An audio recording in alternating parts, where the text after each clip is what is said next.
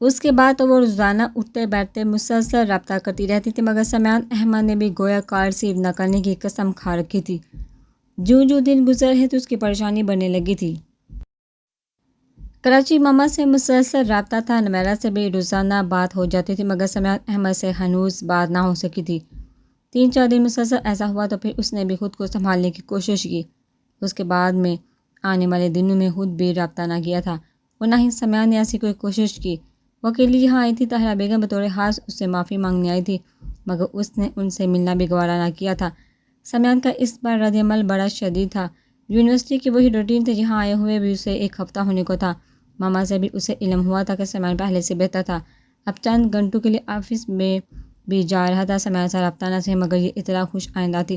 چند دن مزید گزرے تو کراچی کال کرنے پر علم ہوا کہ پھپھو نے سعد و فرح کی شادی کی تاریخ طے کر دی ہے۔ پہلے ان کا ارادہ نکاح کرنے کا تھا، مگر پھر اچانک ہی ان لوگوں نے شادی کے دن بھی طے کر دیے تھے۔ درمیان میں صرف 1 ماہ کا عرصہ تھا۔ اس کا دل چاہے کہ کراچی طائے کا گھر فون کر کے فرح سے بات کر اسے مبارکباد دے دے، مگر پھر سمیان اور طاہرہ بیگم کے رویوں کا سوچ کر اس نے اپنے اس خیال کو ذہن سے نکال دیا تھا۔ یونیورسٹی وہ باقاعدہ جا رہی تھی، آج کل پڑھائی پر خصوصی توجہ دے رہی تھی۔ گزشتہ دنوں ہونے والے کلاسز کے لیکچر اسے مل گئے تھے، وہ یہاں پڑھنے کے لیے آئی تھی۔ باقی سب ذہن سے نکال کر اس نے خود کو پڑھائی کی طرف متوجہ کر لیا تھا۔ وہ سارا دن اس کا یونیورسٹی میں بڑا مصروف سا گزرا تھا۔ کلاسز کے بعد اس نے امجد کو بلوا لیا تھا۔ گھر جانے سے پہلے وہ سر نواز کے آفس میں چلی آئی تھی، ان سے پڑھائی کے سلسلے میں کچھ بات چیت کرنا تھا۔ وہاں اسے تقریباً 15 منٹ لگ گئے تھے۔ امجد انتظار کر رہا تھا، اس کے خیال سے جلدی سر نواز سے بات کر کے کتابیں سمیٹ کر باہر نکل رہی تھی کہ اندر آتے کسی شخص سے ٹکرائی تھی۔ کتابیں اس کے ہاتھ سے گر گئی تھی۔ اف، آنے والے کا قصور تو نہیں تھا، وہی عجلت میں تھی۔ سوری، سامنے والے کو تکتے دیکھ کے بغیر وہ جھک کر کتابیں اکٹھی کر کے فوراً وہاں سے نکلی تھی، جبکہ اس سے ٹکرانے والا شارق زمان ابھی تک اسی دہلیز پر کھڑا تھا۔ یہ چہرہ کہیں دیکھا ہے، اس کا ذہن الجھ چکا تھا۔ کہاں دیکھا ہے اسے میں نے؟ وہ لڑکی جا چکی تھی مگر وہ ابھی تک اس مقام پر تھا، پتہ نہیں کہاں دیکھا ہے اسے میں نے۔ الجھے ہوئے وہ آفس میں چلا گیا تھا۔ السلام علیکم، نواز فاروق اسے دیکھا چونکا تھا۔ شارق زمان اس کے آفس میں، خیریت تو ہے؟ وعلیکم السلام، تم خیریت؟ اس نے مسافہ کرتے بیٹھنے کا اشارہ کر کے ساتھ ہی استفسار بھی، ہاں خیریت ہی ہے۔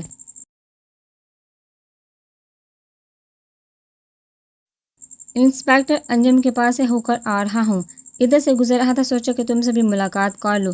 وہ آرام سے صوفے پر بیٹھ گیا۔ یہ جو لڑکی یہاں سے ابھی نکل کر گئی ہے کون ہے؟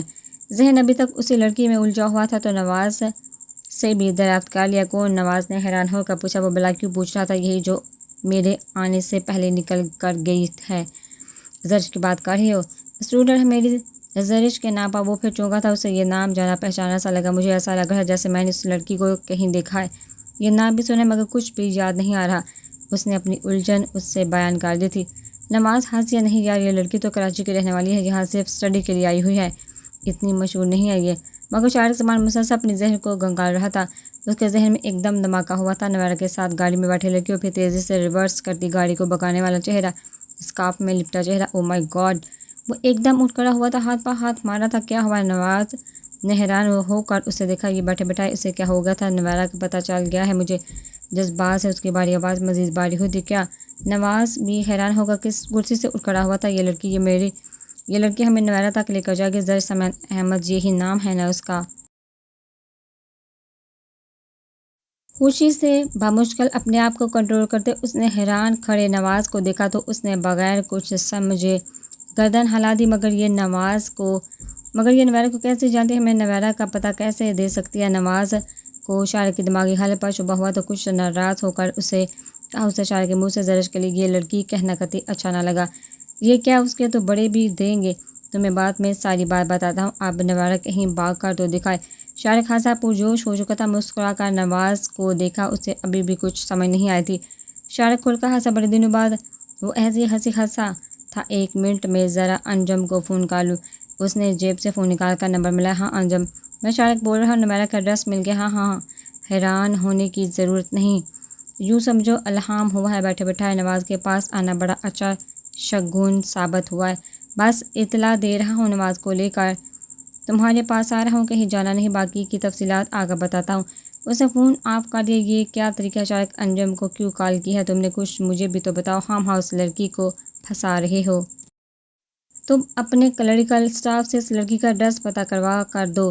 اگلے 5 منٹ میں وہ آرام سے دوبارہ صوفے پر بیٹھے حکم دے رہا تھا۔ نواز کو بڑا زہر لگا۔ ہرگز نہیں، ایک عزت دار گھرانے کی وہ لڑکی ہے، کوئی ایڈریس نہیں دلواؤں گا تو ٹھیک ہے۔ اس وقت میری جیب بڑی ہوئی ہے، میں خود پتہ کر لیتا ہوں۔ وہ اٹھ کھڑا ہوا۔ شارق رکو۔ وہ باہر نکلنے لگا تو اس نے فوراً روکا۔ وہ لڑکی میری جاننے والی ہے، ان کی ساری فیملی کو میں جانتا ہوں۔ یوکو اور میسا کی فیملی اس کی فیملی سے مراسم ہے۔ یہ جہاں اکیلی سے پڑھنے کے لیے رہ رہی ہے، کراچی میں ہوتی ہے اس کی ساری فیملی۔ تمہیں ہاں غلطی نہیں ہو رہی؟ نوارہ کے بلا اس سے کیا تعلق؟ اس نے اسے سمجھانا چاہا تھا۔ اس لڑکی کو میں خود نوارہ کے ساتھ اس کی گاڑی میں دیکھ چکا ہوں۔ یہ لڑکی گاڑی چلا رہی تھی اور پھر میرے دیکھ لینے پر وہ گاڑی بھگا لے گئی تھی۔ اس وقت میں تمہارے ساتھ ہی تھا۔ جب نوارہ ہمارے سامنے سے گاڑی میں بیٹھ کر نکل گئی تھی تب میں اس لڑکی کا چہرہ، گاڑی کا نمبر بھی نہ دیکھ پایا تھا، مگر ریسیپشن پر معلوم کرنے سے پتہ چلا تھا کہ مسز سمیان احمد کے نام سے یہ لوگ وہاں تھے۔ مزید نرسز اور اسٹاف کو خریدنے پر پتہ چلا تھا کہ مہذب نامی بچہ بیمار تھا اور مہذب صرف میرے بیٹے کا نام ہے، اور نوارہ کو تم خود وہاں ہسپتال میں دیکھ چکے تھے۔ اب شک کی گنجائش نہیں رہی۔ یہ لڑکی نوارہ کو جانتی ہے۔ نوارہ ان لوگوں کے پاس ہے، مجھے اس لڑکی کا ایڈریس چاہیے۔ بڑے سنجیدہ اور دو ٹوک انداز میں اس نے سب بتا کے آخر میں ایڈریس طلب کیا تھا، اور نواز فاروق ہکا بکا سا کھڑا رہا۔ اس کے لیے یہ ساری کہانی ایک فلمی ہی سچویشن تھی۔ اسے یقین کرنے میں تعمل ہو رہا تھا، مگر پولیس کو انوالو کرنا کوئی اچھی بات نہیں ہے۔ یہ لڑکی یہاں اکیلی رہتی ہے، اس کے گھر کا مجھے علم ہے، میں جا چکا ہوں۔ میں 1-2 بار عزت دار فیملی سے تعلق رکھتی ہے۔ اس تک پہنچنے کے لیے پہلے اچھی طرح معلوم تو کر لو کہ نوارہ واقعی ان لوگوں کے پاس ہے بھی یا نہیں، پھر پولیس کو انوالو کرو۔ اس نے رسانیت سے سمجھانا چاہا تھا۔ شارق اسے گھٹا رہا۔ مجھے گرو نہیں، یہ مشورہ تمہارے فائدے کے لیے ہے۔ وہ چھوٹی موٹی فیملی نہیں ہے، بڑے تعلقات والے لوگ ہیں۔ کراچی میں ان کا ایک نام ہے، بڑے شریف لوگ ہیں، اپنے کام سے کام رکھنے والے۔ یہ سمیان احمد کی مسز ہے اور سمیان احمد ڈاکٹر ظفر کا گہرا دوست ہے۔ ان لوگوں کے آپس میں خاندانی تعلقات ہیں۔ میں اچھی طرح اس لڑکی کو جانتا ہوں۔ اول تو تمہیں غلطی ہوئی ہے، دوسری صورت میں اگر نوارہ واقعی ان لوگوں کے پاس ہے تو بھی پولیس کو انوالو کرنے کی ضرورت نہیں۔ میں خود تمہارے ساتھ چلتا ہوں، سب معلوم کر لیتے ہیں۔ نواز کی بات شارق زمان کے پلے پڑ گئی۔ میں خود ساتھ چلتا ہوں، ٹھیک ہے؟ اگر نوارہ یا بچے کو انہوں نے چھپایا یا ادھر ادھر کرنے کی کوشش کی تو پھر میں اپنے طریقے سے اس معاملے کو ہینڈل کروں گا، تب پھر تم کچھ نہیں کہو گے۔ اوکے، نہیں کہوں گا۔ مجھے یقین ہے نوارہ ان لوگوں کے پاس نہیں، اگر ہوئی بھی تو میں خود زرش سے بات کروں گا۔ یقیناً اگر نوارہ لاہور میں ہی ہے تو پھر زرش کو میری بات ماننا ہوگی کہ وہ خود نوارہ کو کال کرنے کی کوشش کرے اگر نوارہ وہاں ہوئی۔ ابھی تو ہم اسے زبردستی وہاں سے نہیں لا سکتے، ٹھیک ہے؟ خلاف معمول وہ فوراً مان گیا تھا۔ اب بھی چلنا ہے یا کچھ دیر بعد؟ چیزیں سمیٹتے نواز نے شارق کو دیکھا۔ نہیں ابھی، اب تو وہ ایک پل بھی انتظار نہیں کر سکتا تھا۔ بڑے دن ہو گئے تھے، خوار ہوتے۔ کچھ دیر بعد وہ گاڑی میں تھے۔ شارق نے انسپیکٹر انجم کو ہلنے سے منع کر دیا تھا۔ سارے راستے دونوں کے درمیان کوئی بات نہ ہوئی تھی۔ اچھے خاصے پوش علاقے میں بنی خوبصورت گھر کے سامنے گاڑی رکی تو شارق فوراً باہر نکل آیا تھا۔ چوکیدار مستعد کھڑا تھا۔ سمیان صاحب گھر پر ہیں؟ چوکیدار سے مسافر کے بعد پوچھا۔ وہ 2 بار زرش کو چھوڑنے آ چکا تھا، سو چوکیدار سے سام دعا ہو چکی تو وہ فوراً پہچان گیا تھا۔ نہیں صاحب تو کراچی میں ہوتے ہیں اور ان کی مسز وہ گھر پر ہی ہیں، انہیں کہو نواز فاروق ملنا چاہتے ہیں۔ ٹھہرو، نواز کے پیغام پر وہ جانے لگا تو شارق نے روک لیا۔ اس گھر میں کون کون رہتا ہے؟ چوکیدار نے تعجب سے اس نئے انسان کو دیکھا۔ بیگم صاحبہ ہوتی ہے، ڈرائیور ملازمہ اور میں خود ہوتا ہوں۔ صاحب کبھی کبھار آتے ہیں اور کوئی نہیں ہوتا۔ بیگم صاحبہ کے علاوہ اور کوئی لڑکی نہیں ہوتی؟ نہیں صاحب، آپ کے شارق نے الجھ کر نواز کو دیکھا۔ بیگم صاحب کا ساتھ کوئی اور خاتون نہیں رہتی، مثلاً کوئی بچہ والی عورت؟ اچھا، آپ نوارہ بی بی کی بات کرتے ہو؟ چوکیدار فوراً سمجھا تھا شارق نے نواز کو یوں دیکھا جیسے کہہ رہا ہو کہ اب کیا کہتے ہو؟ وہ ہاں، وہی نوارہ بی بی۔ مگر صاحب وہ تو چند دن صرف یہاں رہا تھا۔ بیگم صاحبہ اکیلی رہتی ہیں، نہ تو انہوں نے آیا رکھی تھی مگر پھر وہ چلی گئی۔ بیگم صاحبہ کہتی ہیں کہ اس عورت کو یہ جگہ پسند نہ تھی، کہیں اور چلی گئی ہے، شاید کسی اور کے گھر۔ ہم کو زیادہ نہیں پتہ، میں بیگم صاحبہ کو پیغام دے دوں؟ نواز کے سر ہلانے پر وہ اندر چلا گیا تھا۔ چوکیدار کی معلومات پر دونوں ہی پریشان ہو گئے تھے۔ اس کا مطلب ہے کہ نوارہ ادھر تھی، مگر اب وہ کہاں؟ شارق کا اشتعال بڑھنے لگا۔ چند پل پہلے لگا تھا کہ جیسے اب زندگی کی آزمائش ختم ہو چکی ہے، مگر اب پھر وہی بے بسی ادھر آئی تھی طبیعت میں۔ زرش ابھی یونیورسٹی سے آ کر کھانا کھا کر چینج کر کے اپنے کمرے میں آئی ہی تھی کہ ملازمہ چوکیدار کا پیغام لیے چلی آئی تھی کہ کوئی نواز فاروق صاحب ملنا چاہتے ہیں۔ وہ پہلے تو سنا پڑی ہی حیران ہوئی، مگر غور کرنے پر فوراً اچھلی تھی۔ چوکیدار کو کہو ان کو اندر بھیجے، سار نماز ہے۔ جلدی کر وہ لاؤنج میں چلی آتی ملازمہ کے ہمراہی میں۔ سار نماز فاروق اور ایک اجنبی کو آتا دیکھا وہ خیر مقدم کو آگے بڑھی۔ السلام علیکم۔ نواز فاروق نے سلام کیا تھا جبکہ شارق لاب میں زرش کو بغور دیکھ رہا تھا۔ وعلیکم السلام، آئیے سار بیٹھیے۔ دونوں صوفوں پر بیٹھ گئے تھے۔ زرش ان کے پاس سے ہی آئی تھی۔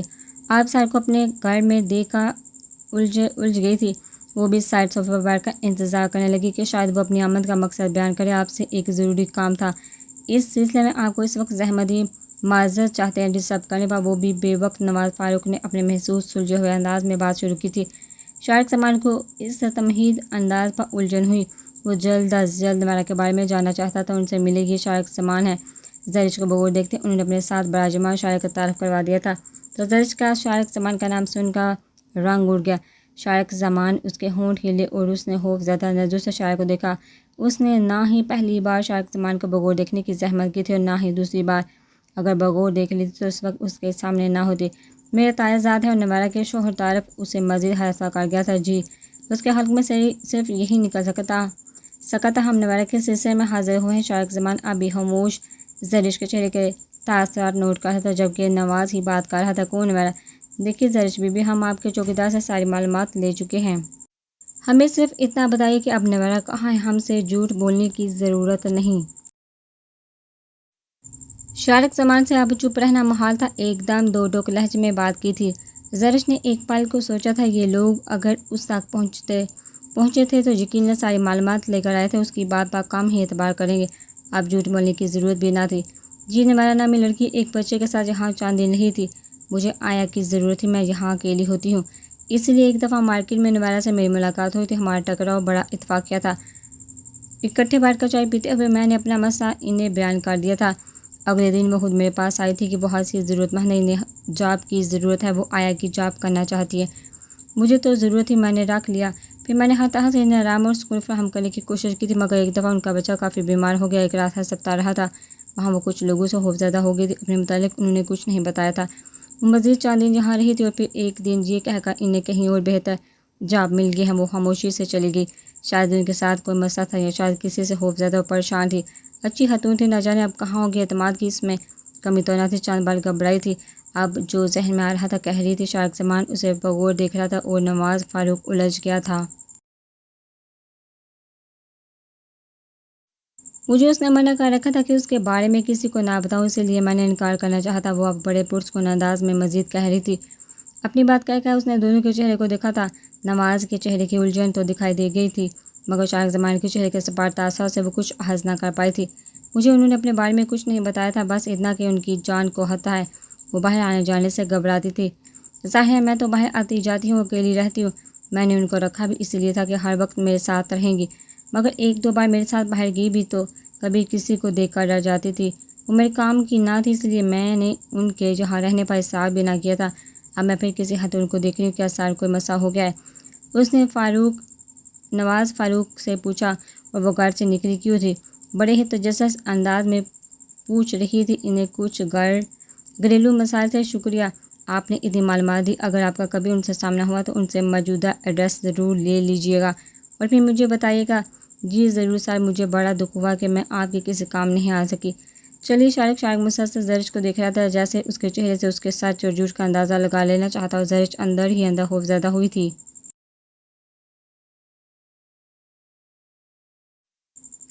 وہ اٹھ کھڑا ہوا۔ پہلی دفعہ میرے گھر آئے، میں کوئی ناشتہ وغیرہ ان کے اٹھنے پر اس نے شکر کا سانس لیا تھا، مگر مسکرا کر کہا تو نواز نے مسکرا کر اسے دیکھا۔ گھریلو سادہ لباس میں اسکارف کے بغیر سلیقے سے سر پر دوپٹہ جمائے وہ ہوش ہلاکی سے گویا تھی۔ نہیں شکریہ، ہمیں کوئی اور بھی کام ہے۔ پھر کبھی صحیح۔ زرش نے بھی اصرار نہ کیا۔ وہ لوگ چلے گئے تو وہ بے دم سی ہو کر صوفے پر گر گئی تھی۔ یا اللہ، اس کے دل کی رفتار اتنی تیز تھی۔ نواز فاروق نویرہ پی کے سابقہ منگیتا ہے، مگر کانوں کے یہ اتنے کچے تو نہیں لگتے۔ اچھے خاصے سنجیدہ مزاج ہے، پھر وہ سب چھوڑ کر کیوں بھاگے؟ نویرہ اسے اپنے بارے میں سب کچھ بتا چکی تھی۔ وہ اب تجزیہ کر رہی تھی۔ ویسے شارق زمان بھی نظر انداز کر دینے والی شخصیت نہیں ہے، عجیب انسان تھا۔ آنکھیں تھی کہ ایکسرے کیسے گھور کے دیکھ رہا تھا۔ اب قدر ہو رہی ہے بیوی کی۔ اچھا کیا نویرہ آپی نے، بہت اچھا کیا، وہ خود ہی سوچے گئی تھی۔ اب کیا ارادہ ہے؟ گاڑی میں آ کر بیٹھے نواز نے شارق کو دیکھا، وہ کسی گہری سوچ میں گم تھا۔ کیا سوچ ہے؟ شارق نے اپنی سوچ سے نکل کر اسے دیکھا۔ سوچ رہا ہوں یہ لڑکی کس حد تک سچ بول رہی ہے۔ اب خدا کے لیے اس لڑکی کے پیچھے نہ پڑ جانا۔ میں ڈائریکٹ تمہیں اس لیے اس کے گھر لے کر آیا تھا کہ تم خود سب دیکھ لو، جان لو۔ تم اس کے چوکیدار سے بھی پوچھ چکے ہو؟ اگر وہ جھوٹ بول رہی ہوتی تو وہ تو سچ بتاتا۔ پتہ نہیں اب نویرہ کہاں گئی ہے؟ بڑی مشکلوں سے تو اس کا یہاں تک کا پتہ چلا تھا۔ نواز نے اسے ٹوک دیا تھا۔ وہ کھڑکی سے باہر دیکھنے لگا۔ اس کا ذہن کچھ بھی قبول نہیں کر رہا تھا۔ بس اسے وہ لڑکی بڑی پر اعتماد اور سچی لگی تھی، مگر کوئی بات ایسی تھی جو اس کے دل کو چھو رہی تھی، جو اسے یقین نہیں کرنے دے رہی تھی۔ مجھے انجم کے پاس جانا ہے، ادھر اتار دو۔ کچھ دیر بعد اس نے نواز کو کہا، کیوں خیریت؟ کہا میں اسے اب ہاتھ پہ ہاتھ دھرے تو نہیں بیٹھا رہوں گا، کچھ نہ کچھ تو کرنا ہی ہوگا۔ اسے کہتا ہوں کچھ کرے، ایسا کب تک چلے گا؟ تم زرش کو انوالو کر رہے ہو۔ اس نے شکی انداز میں شارق کو دیکھا۔ وہ زچ ہوا، نہیں جب وہ کہہ رہی ہے کہ وہ ادھر سے چلی گئی ہے اور کہاں ہے وہ بے خبر ہے تو اسے کیسے انوالو کر سکتا ہوں؟ انجم کو کہتا ہوں اب ایک دفعہ پھر شہر کے سب چھوٹے موٹے ہسپتال لے کے، ہو سکتا ہے اب وہ کہیں ہو۔ پور سوچ انداز تھا۔ نواز نے شکر ادا کیا، ورنہ جو بات شارق کے ذہن میں اٹک جاتی تھی اتنی جلدی نہیں نکلتی تھی جب تک اس پر عمل نہ کرے۔ یہی تو اس کے جذباتیت کا سب سے بڑا المیہ تھا۔ ہاں یہ اچھی بات ہے۔ نواز اسے انجم کے آفس اتار کر خود آگے بڑھ گیا تھا۔ ان لوگوں کو رخصت کر کے وہ واپس اپنے کمرے میں آ کر لیٹ گئی تھی۔ سارا دن یونیورسٹی میں الجھی رہی تھی، اب تھکن ہو رہی تھی۔ لیٹتے ہی اس کی آنکھ لگ گئی تھی۔ ارے اٹھو! کسی کے ساتھی سے جھنجھوڑنے پر وہ ہڑبڑا کر اٹھی تو وہ انجانے کرہت چہروں والی دو خواتین تھیں۔ اب اٹھ بھی جاؤ، باقی نیند اگلے گھر جا کر پوری کر لینا، ان میں سے ایک کرہت آواز میں کہتی۔ اس کا آواز اپنی سخت گرفت میں لے چکی تھی۔ کیا بدتمیزی ہے! کون ہے تم؟ چھوڑو مجھے! زرش ان اجنبی چہروں کو کے سلوک پر چیخ اٹھی تھی۔ بی بی شور مچانے کی ضرورت نہیں، آرام سے اترو۔ دوسری نے اس سے زیادہ سختی سے بازو سے پکڑ کر نیچے کھڑا کر دیا تھا۔ چادر لے لو اور چپل پہن لو۔ اگلا حکم نافذ ہوا تھا۔ کون ہو تم اور میرے گھر میں کیا کر رہے ہو تم لوگ؟ اس نے غصے سے دونوں کو گھورا تھا، جھٹکے سے ان کی گرفت سے اپنے بازو چھڑوائے تھے۔ یہ سوال تم سب لوگوں سے کرنا۔ لے یہ دوپٹہ، اور ایک نے بستر پر گرا اس کا دوپٹہ اٹھا کر اس پر ڈال دیا تھا۔ زرش ہکا بکا سی رہ گئی۔ کون سب لوگ؟ دوسرے کے اشارہ کرنے پر چپل ارتھ کا بنا کر دونوں کو دیکھا۔ موبائل کہاں ہے تیرا؟ اس کے سوال کو نظر انداز کرتے اس نے ادھر دیکھا۔ خوبصورت کمرہ، بڑی خوبصورت سے راستہ تھا۔ زرش نے تکیے کے نیچے پڑا موبائل نکال کر پکڑا تو دوسری نے جبر کر اس کے ہاتھ سے چھین لیا تھا۔ زرش ششدر سی رہ گئی۔ بڑا خوبصورت گھر ہے، اتنے بڑے گھر میں حیرت ہے اکیلی رہتی ہے تو، گھر والا کہاں ہے تیرا؟ دوسرے نے ارد گرد ستائشی نظروں سے دیکھتے زرش پر نگاہیں جما دی تھی۔ تم سے مطلب؟ تم میرا موبائل کیوں چھینا ہے؟ کس کے کہنے پر تم لوگ ادھر ہو؟ کہاں نہیں؟ سوال کا جواب تمہیں صاحب لوگ دیں گے۔ گھر کی تلاشی ہم لے چکے ہیں، مطلوبہ سامان برآمد نہ ہونے کی صورت میں تمہیں لے جانے کا آرڈر ہے۔ کہاں؟ زرش نے حیران ہو کر پوچھا۔ بڑے سوال جواب کرتی ہے تو باہر چل، سب جواب مل جاتے ہیں۔ انہوں نے اسے دروازے کی طرف دھکیلا تھا۔ وہاں ایک نوجوان دہلیز میں کھڑا تھا، اس کے ساتھ ایک عورت اور مرد تھا۔ لے آئیے، چلو گاڑی میں بٹھاؤ۔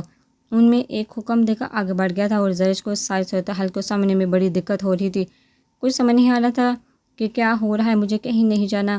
ہو کون تم لوگ؟ خبردار! مجھے ہاتھ بھی لگایا تو وہ اس حکم پر ایک دم چٹھی تھی۔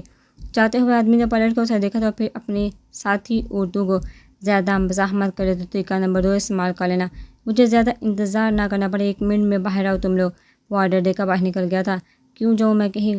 عجیب لوگ ہو۔ میرا موبائل دو، میں اپنے میاں سے بات کرتی ہوں۔ میں یہاں سے 1 انچ نہیں ہلوں گی۔ اپنے ملازمین میں سے اسے کوئی ایک بھی دکھائی نہ دیا تھا۔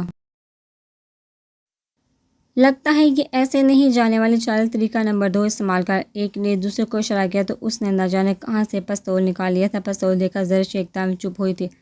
زیادہ زبان چلائی تو سیدھی حلق میں گولی اتار دوں گی، چل سیدھی ہو کر۔ اس نے پستول اس کی کان پٹی پر رکھ دیا تھا اور زرش کو اپنے ہاتھ پاؤں سے جان نکلتی محسوس ہوئی تھی۔ کیا وہ دن دہاڑے اغوا ہو رہی ہے؟ پہلا تصور اس کے ذہن میں یہی آیا تھا اور پھر اسے اپنا دل بند ہوتا محسوس ہوا اور حواس گم۔ اس سے پہلے کہ وہ لڑکھڑا کر گرتی اس کے بازو پر مضبوط گرفت جمائے عورت نے اسے فوراً سنبھالا تھا۔ یہ تو بے ہوش ہو گئی ہے، چل ایسے ہی لے چل۔ ان دونوں نے اسے گھسیٹتا تھا۔ سامان لنچ کے بعد دوبارہ اپنی سیٹ پر آیا تو کئی فائلیں اس کی توجہ کی منتظر تھی۔ مکمل طور پر صحتیاب تو اب بھی نہیں ہوا تھا، مگر گھر فارغ بیٹھا بھی نہیں جاتا تھا۔ اب چند گھنٹے آفس کا چکر ضرور لگا لیتا تھا۔ سینئر اسٹار کا زخم آہستہ آہستہ منمل ہو رہا تھا۔ گاڑی ڈرائیو کرنے کی ڈاکٹر کی طرف سے ابھی اجازت نہ تھی، اس لیے وہ آج کل ڈرائیور کے ساتھ آتا تھا۔ وہ فائلوں میں منہمک تھا۔ جب اس کا موبائل بجنے لگا، سمیع نے توجہ دی تو چونک گیا۔ ڈرائیور انجم کے الفاظ پر وہ الجھا۔ جب سے زرش دوبارہ لاہور گئی تھی، انجم کے ذریعے وہ روزانہ کی معلومات لے رہا تھا۔ زرش سے وہ رابطہ نہیں کر رہا تھا، خود سے امجد نے کال نہیں کی تھی۔ اب کال آئی تو حیرانی ہو رہی تھی۔ ہاں امجد بولو۔ سلام دعا کے بعد سمیع نے پوچھا تھا، صاحب جی جہاں بہت گڑبڑ ہو گئی، گھر پر پولیس کی ریڈ ہوئی ہے۔ کیا؟ سمیع کو لگا اس کے اعصاب پر گویا بم پھٹا ہو۔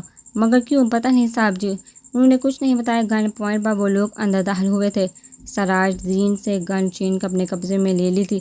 آتے ہی گھر کے تمام فون کے تار کاٹ دیے تھے اور پھر سارے گھر کی تلاشی لینے لگے تھے۔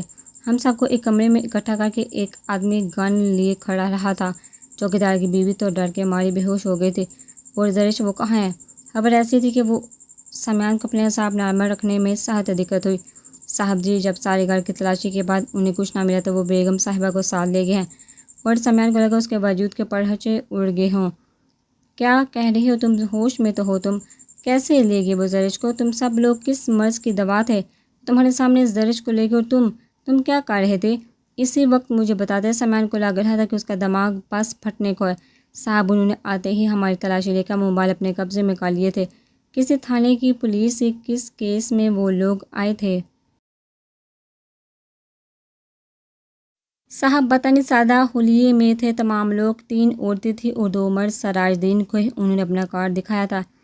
اوہ نو صاحب جی! صاحب بیگم صاحبہ بے ہوش ہو گئی تھی، پتہ نہیں وہ انہیں کہاں لے کر گئے ہیں۔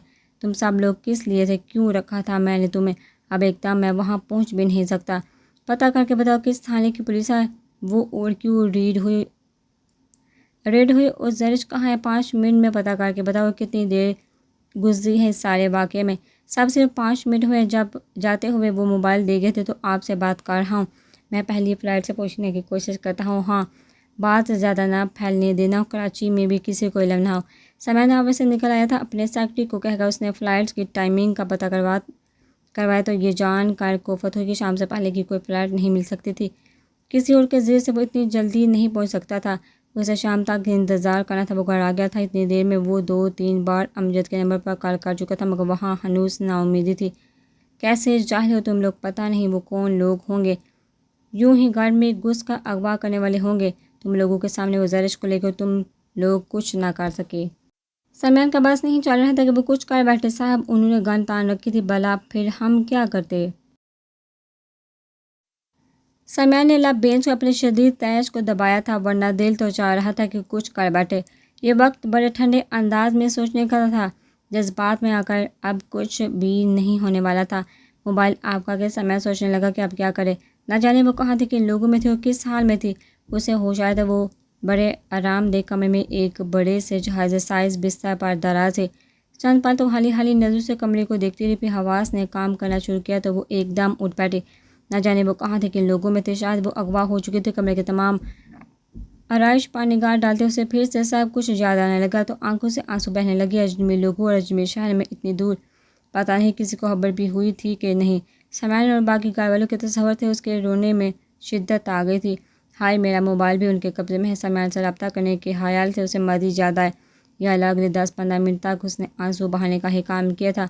ہائے اگر ماما پاپا کو علم ہو گیا تو نہ جانے ان پر کیا بیتے۔ میرے خدا رحم کر۔ وہ شدت سے رب کو یاد کرنے لگی تھی۔ 1 گھنٹے کی انتظار کے بعد اس کے کمرے کا دروازہ کھلا تھا۔ کھانا کھا لو، ایک ملازمہ ٹائپ خاتون ایک بڑی سی ٹرے میں کھانا لے کر چلی آئی تھی۔